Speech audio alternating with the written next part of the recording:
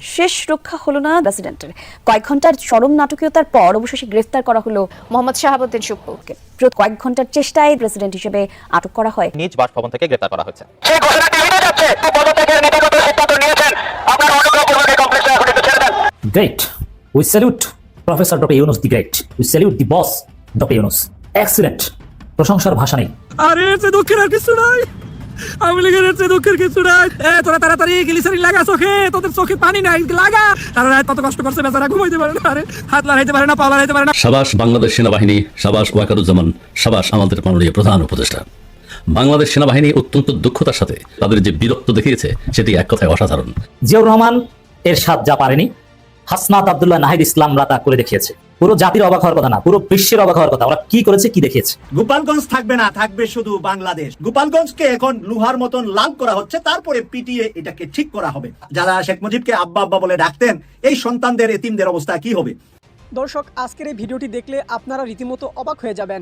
আপনারা জানেন ইতিমধ্যে আওয়ামী লীগ সরকারের পতন হয়েছে। এখন ক্ষমতায় আছেন অন্তর্বর্তী সরকার ডক্টর মোহাম্মদ ইউনূস। অন্তর্বর্তী সরকারের মাননীয় উপদেষ্টা ডক্টর মোহাম্মদ ইউনূস থাকাকালীন দেশে কি কি ঘটনা ঘটে যাচ্ছে তা আপনাদের প্রমাণ সহকারে দেখাবো। দর্শক, কথা আর বাড়াবো না, ভিডিওতে চলে যাব। তার আগে আপনাদের কাছে ছোট্ট একটি অনুরোধ, আপনি যদি আমাদের চ্যানেলে নতুন দর্শক হয়ে থাকেন তাহলে অবশ্যই চ্যানেলটি সাবস্ক্রাইব করে পাশে থাকা বেল আইকনটি বাজিয়ে দিতে ভুলবেন না। থাকবে শুধু বাংলাদেশ। লোহা আগে লাল করতে হয় আগুন দিয়ে পুড়ে, তারপরে এটাকে পিটিয়ে কিছু বানাতে হয়।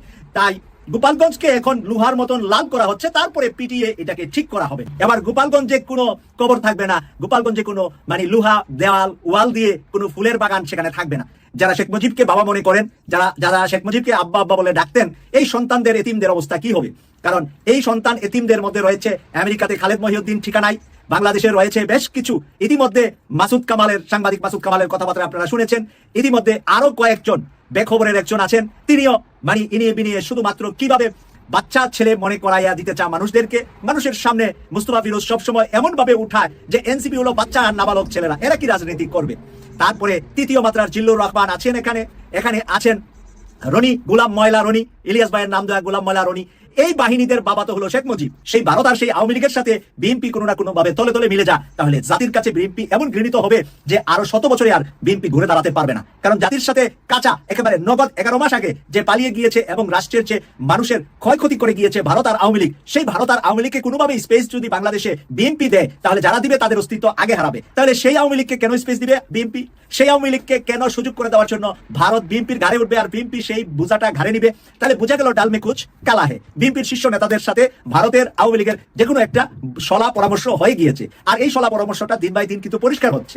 পরিষ্কার হওয়াটা যত বেশি হবে তত বিএনপি থেকে মানুষ মুখ ফিরিয়ে এনসিপি জামাত অল্টারনাইট শক্তির কাছে মানুষের মুখ চলে যাবে। জিয়াউর রহমান এরশাদ যা পারেনি, হাসনাত আব্দুল্লাহ নাহিদ ইসলামরা তা করে দেখিয়েছে। পুরো জাতির অবাক হওয়ার কথা না, পুরো বিশ্বের অবাক হওয়ার কথা। ওরা কি করেছে, কি দেখিয়েছে, জাস্ট ইমাজিন। দর্শক, গোপালগঞ্জে ঢুকে গোপালগঞ্জবাসীকে নাড়া দিয়ে ইতিহাস সৃষ্টি করে এসেছে হাসনাত আব্দুল্লাহ। আমি আসি বিস্তারিত। এরপর সেকেন্ড গোপালগঞ্জ বলা হয় বাংলাদেশের ফরিদপুরকে। সেই ফরিদপুরে এনসিপির যে গণজোয়ার, সেই ফরিদপুরে তোলপাড় সৃষ্টি করে এসেছে হাসনাত আব্দুল্লাহ নাহিদ ইসলামরা, এনসিপিরা। মুজিববাদ মুর্দাবাদ, ইনকিলাব জিন্দাবাদ। ফরিদপুরের রাজপথ এই স্লোগানে প্রকম্পিত। জনগণের উপচে পড়া ভিড়, বিশাল জনস্রোত এনসিপি ফরিদপুরের মাটিতে, এর আগে রাজবাড়িতে, মাদারীপুরেও হবে, সব জায়গায় হবে।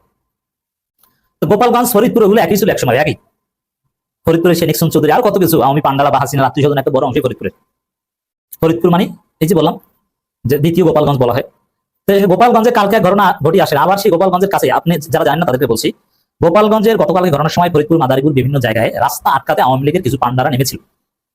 সেই ফরিদপুরে আজকে নাহিদরা যা দেখিয়েছে অবিস্মরণীয়।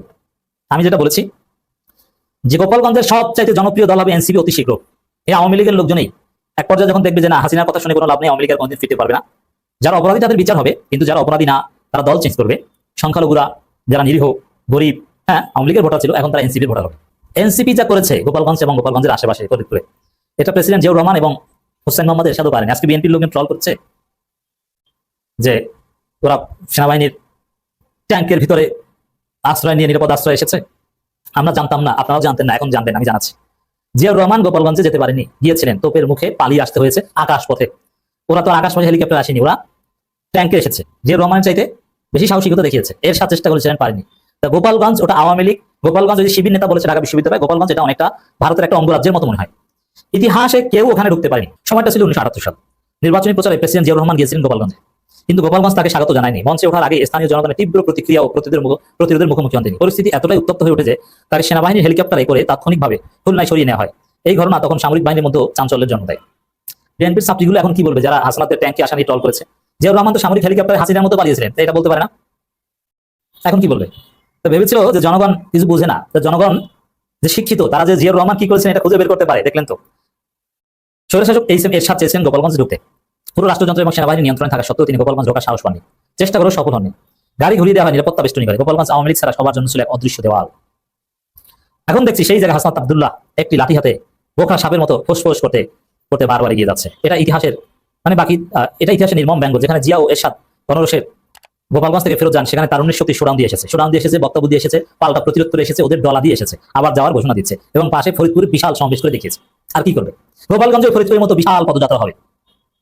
এনসিপি কে কেউ আটকাতে পারবে না। আমি এনসিপি সমর্থক নই, আমি ক্লিয়ার বলছি। আমি কোনো দল করি না, কিন্তু আমি ভোট দিব দাঁড়িপাল্লায়, কারণ আমি দাঁড়িপাল্লার পক্ষে সরাসরি ভোট চাই। এটা গোপন করার কিছু নাই, এনসিপি নয়। কিন্তু এই এনসিপি কে কেউ ঠেকাতে পারবে না। এনসিপি বাংলাদেশে একদিন ক্ষমতায় যাবে, তাদের বিরোধিতা আমরা করবো, কিন্তু এরা ক্ষমতায় যাবে, এটা অনিবার্য। তাহলে জিয়াউর রহমান এরশাদ যেটা পারেননি গোপালগঞ্জে, সেটা হাসনাত আব্দুল্লাহ করেছে। এজন্য অনেকে বলেন এটা বাড়াবাড়ি না। আমি শেখ মুজিব জিয়াউর রহমানকে দেখিনি, হাসনাত আব্দুল্লাহকে দেখেছি। আমি তারেক রহমানের চাইতে হাসনাত আব্দুল্লাহকে এমনিতেই উপরে স্থান দিই, সেটা অনেক আলোচনা করেছি। প্রবাসীদের ভোটের অধিকার লাগবে কেন? তারা দেশের জন্য কি করে? তারা টাকা পাঠায় তার পরিবারের জন্য, দেশের জন্য কোনো কিছু তারা করে না। বিএনপি নেত্রী পাপিয়ার এই মন্তব্যের তীব্র নিন্দা এবং প্রতিবাদ জানাই। আমি এই যে যমুনা টেলিভিশনে কালকে তিনি টক শোতে বলেছেন যে প্রবাসীদের ভোটের অধিকার কেন লাগবে। তাহলে তুমি পাপিয়া, প্রবাসীরা যদি পরিবারের জন্য সবকিছু করে, দেশের জন্য কোনো কিছু নাই করে থাকে, তুমি পাপিয়া রাজনীতি কেন করো? তোমার রাজনীতি করার কি দরকার? তুমি কি রাজনীতি করো দেশের জন্য না পরিবারের জন্য? সবার আগে তো পরিবার, তারপরে তো দেশ। হাজার হাজার লক্ষ লক্ষ কোটি কোটি ক্ষুদ্র ক্ষুদ্র পরিবার নিয়ে তো বাংলাদেশ নাকি? তাহলে সেও তো দেশের জন্য করে, তাও তো পরিবারের জন্য করে। আর তুমি প্রবাসীদেরকে বললা কি তারা কি করছে? তুমি জানো, তোমার আইডিয়া আছে জুলাই বিপ্লবে তুমি কই ছিল, প্রবাসীরা কই ছিল? প্রবাসীরা যদি জুলাই বিপ্লবে যদি রেমিটেন্স শাটডাউন না করতো, এই যখন ইন্টারনেট বন্ধ হয়েছিল, তখন যদি এই প্রবাসীরা যদি ছাত্রদের পাশে না দাঁড়াইতো, এই জনগণের পাশে না দাঁড়াইতো, তাইলে তখন তুমি পাপিয়া কই যাইতা? তুমি তোমার জুলাই বিপ্লবে তোমার অবদান কি পাপিয়া? তুমি জুলাই বিপ্লবে কি করছো? তুমি কই আছিলা? এই প্রবাসী সাংবাদিক ইলিয়াস, পিনাকি, সাইফুর সাগর ভাই, এরপরে হচ্ছে ইমরান মাসুম, এরপরে শাহেদ ভাই, এরা যে অবদান রাখছে জুলাই বিপ্লবে, জুলকারনাইন শাহের ভাই, তুমি কি করছো? তুমি প্রবাসীদেরকে নিয়ে কথা বলো, প্রবাসী সাংবাদিকদেরকে নিয়ে কথা বলো, প্রবাসীদেরকে নিয়ে কথা বলো। প্রবাসীরা ভোটার হবে না, ভোটার হবে তুমি। প্রবাসীরা কি ভাইসা আসছে? তারা কি রোহিঙ্গা? তারা এই দেশের নাগরিক না? তাদেরকে ভোটার অধিকার দেওয়া যাবে না? তারা এই দেশের নাগরিক না? তুমি তাদেরকে ভোটার অধিকার দিবা না? তুমি এই দেশে জুলাই বিপ্লব বাস্তবায়নের পেছনে যদি বলি ছাত্র জনতার পরে সবচেয়ে বেশি অবদান প্রবাসীদের। ছাত্র জনতা যখন দিশেহারা ছিল, যখন শেখ হাসিনা লকডাউন চালাইলো, ইন্টারনেট বন্ধ করে দিল, তখন এই প্রবাসীরা দেশটাকে চালু রাখছে। এই যে উপদেষ্টা মন্ত্রী, এই যে কি জুনায়েদ আহমেদ পলক, প্রবাসীদের হাত পা ধরে বলছে যে প্রবাসীরা হচ্ছে, এটা দেখাচ্ছে যে আবার প্রবাসী ভোটাররা রেমিটেন্স দেয়, তো তাদের হ্যাঁ আমাকে বিক্রি করে ছেলেকে বিদেশ পাঠায়, তো সে তার দায়িত্ব পরিবারকে টাকা পাঠানো, তার জন্য বাংলাদেশের রাজনীতিতে অংশ দিতে হবে, ভোটার বানাতে হবে। কে বলছে বাংলাদেশের মানে প্রবাসীরা তারা বিদেশ পাঠায়, বাপে ভিটামাটা বিক্রি করে বিদেশ পাঠায়। এই জন্য তার দায়িত্ব হচ্ছে পরিবারের খোঁজ খবর নেওয়া। এই জন্য তারা ভোটের অধিকার দেওয়া লাগবে, কে বলছে? আরে ভাই, আরে সুটিয়া মহিলা, এই তোমার এই যে জনগণকে খাওয়ানোর দায়িত্ব তো রাষ্ট্রের, সরকারের।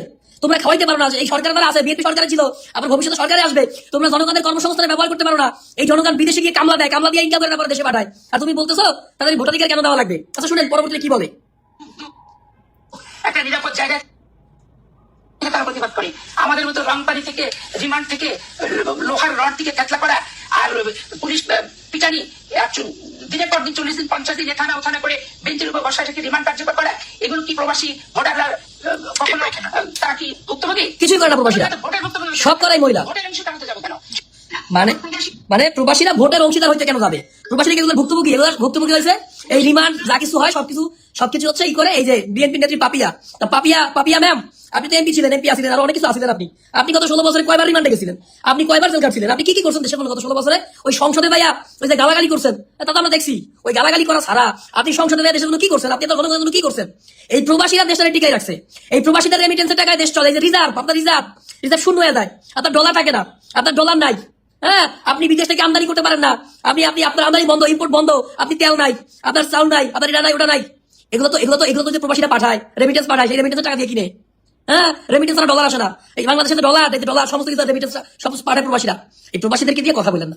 জুলাই বিপ্লবের পরে এই প্রবাসীরা এই জুলাই বিপ্লবের পরে এই প্রবাসীরা এই বাংলাদেশটাকে গঠন করার জন্য সর্বোচ্চ লড়াই করেছে, সর্বোচ্চ সংগ্রাম করেছে। এই জুলাই বিপ্লবে এদের অবদান সবচেয়ে বেশি। এই প্রবাসীরা ঐক্যমত গঠন করার জন্য সারা দেশে কাজ করছে। এই যে ইউনূস সাহেব এই হয়েছে, ডাক্তার ইউনূস সাহেব প্রধান উপদেষ্টা হয়েছে, এও প্রবাসী আসিল। এই ইউনূস সাহেব সেও প্রবাসী আসিল। এই যে আরো কত কত উপদেষ্টা যারা অধিকাংশ প্রবাসী আসিল, এই যে সরকারের বড় বড় দায়িত্বশীল প্রবাসী আসিল। এই যে তোমার তারেক রহমান, জননেতা, বিএনপির নেতা, বড় নেতা, বিএনপির ভারপ্রাপ্ত চেয়ারম্যান তারেক রহমান, তিনিও প্রবাসী আছে। আজকে অনেক বছর, আজকে 10 বছর 15 বছর প্রবাসী আছে। তো সেও তো প্রবাসী, তার ভোটাধিকার লাগবে না? তার যে মেয়ে, তার যে বউ, তার যে ওয়াইফ, তার যে স্ত্রী, তার মেয়ে, এরা তো প্রবাসী, ভোটাধিকার লাগবে না? লাগবে তো। এরপরে আরো যারা আছে এদের লাগবে না? সবার লাগবে তো ভোটাধিকার।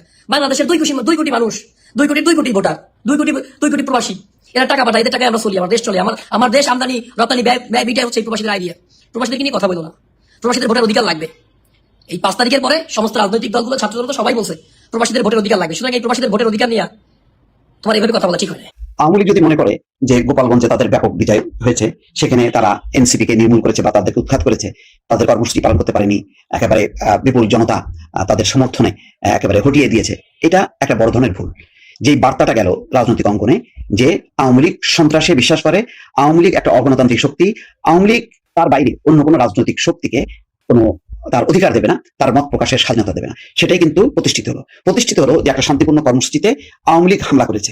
এমন না যে যারা কর্মসূচি পালন করেছে তারা কোনো হামলা করেছে আওয়ামী লীগের, তারপরে আওয়ামী লীগ ক্ষুব্ধ হয়ে তাদের উপর আক্রমণ করেছে। এখানে শুরু থেকেই দেখা যাচ্ছে যে এনসিপির যে অনুষ্ঠান কর্মসূচি, সেই কর্মসূচির আগে সকাল থেকেই তারা সহিংস আচরণ করেছে, পুলিশের গাড়ি পুড়িয়েছে, ইউএনওর গাড়ি ভাঙচুর করেছে, তারপর সেই সমাবেশের মঞ্চ ভাঙচুর করেছে, চেয়ার সমস্ত কিছু ভাঙচুর করেছে। অর্থাৎ মানে কর্মসূচি শুরু হবার আগে এনসিপির নেতারা গোপালগঞ্জে আসার আগেই তারা ব্যাপক একটা ত্রাসের রাজত্ব কায়েম করে এবং সেখানে সেই মঞ্চ সেখানে তারা ভাঙচুর করে। তারপরে সেই কর্মসূচি শেষ হবার পর যখন তারা মাদারীপুরের দিকে রওনা হচ্ছিল, তখন নজিরবিহীন ভাবে তারা আক্রমণ করে গাড়ি ঘোড়ার উপর। তারপরে প্রাণ রক্ষা করার জন্য তারা পুলিশ সুপারের কার্যালয়ে আশ্রয় নেয়। পরে উদ্ধার হয়, এর মধ্যে ব্যাপক সংঘাত ঘটে ওই পুলিশ সুপারের কার্যালয়কে ঘিরে, এবং আওয়ামী লীগের নেতাকর্মীরা এবং তার সাথে সেখানকার জনসাধারণ যুক্ত হয়। হ্যাঁ, এটা সত্য যে গোপালগঞ্জ বিশাল একটা ঘাঁটি, সেখানে তার জনসমর্থনের একটা মানে সাংঘাতিক রকম ভিত্তি আছে।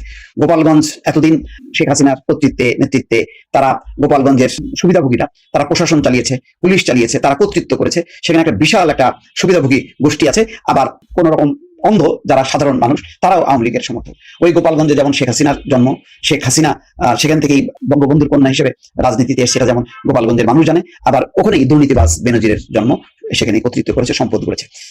এটা হলো বাস্তবতা। এখন আওয়ামী লীগ যেটা তার সবচেয়ে ভুল করলো, এটা যে আওয়ামী লীগ এই ঘটনায় অন্যায় করেছে, তার শক্তি দেখিয়েছে, সেই শক্তিটাকে তার মিসইউজ করেছে। তারা যদি একটা বিশাল শোডাউন করতে পারতো, প্রতিবাদ করতে পারতো, দেখাতে পারতো যে জনতা, গোপালগঞ্জের মানুষ তাদের সঙ্গে আছে, তাহলে কিন্তু পুলিশ প্রশাসন বা কেউ আক্রমণ করতো না, বরং তারা একটা শান্তিপূর্ণ কর্মসূচির মধ্যে দিয়ে একটা প্রতিবাদ করতো। তাহলে আওয়ামী লীগের ভাবমূর্তি উজ্জ্বল হতো, সারা বিশ্ব বুঝতো যে না, শেখ হাসিনার দল আওয়ামী লীগ কখনো আক্রমণ করে না, অগণতান্ত্রিক আচরণ করে না। কিন্তু দেখেন আজকে তারা সেই আচরণ করেছে, সেখানে সম্পদ ধ্বংস হয়েছে, 4টা মানুষের প্রাণ গেছে। এর দায় কার? এর দায় কি আইন শৃঙ্খলা বাহিনী? এর দায় কি এনসিবির নাকি অন্য কার? এই পুরো দায়টা কিন্তু এখন গোপালগঞ্জের মানুষের উপর বর্তালো। বিশেষ করে আওয়ামী লীগের উচিত ছিল এটা পলিটিক্যালি হ্যান্ডেল করা, কিন্তু তারা সেটা হ্যান্ডেল করেনি। তারা শক্তি দিয়ে তারা আক্রমণ করেছে। তার মানে গত 15 বছরে আওয়ামী লীগ যেভাবে দেশ শাসন করেছে, যে অগণতান্ত্রিক উপায়, যে ফ্যাসিবাদী কায়দায়, তারই একটা ক্ষুদ্র সংস্করণ গোপালগঞ্জে দেখা গেল। গোপালগঞ্জে যে আচরণটা করলো, সেটা যদি আমরা বড় কেন। দর্শক, সম্পূর্ণ ভিডিওটি দেখলেন, আশা করি বিষয়টি বুঝতে পেরেছেন। এই নিয়ে আপনার গুরুত্বপূর্ণ মন্তব্যটি অবশ্যই কমেন্ট বক্সে জানিয়ে দিবেন। ধন্যবাদ।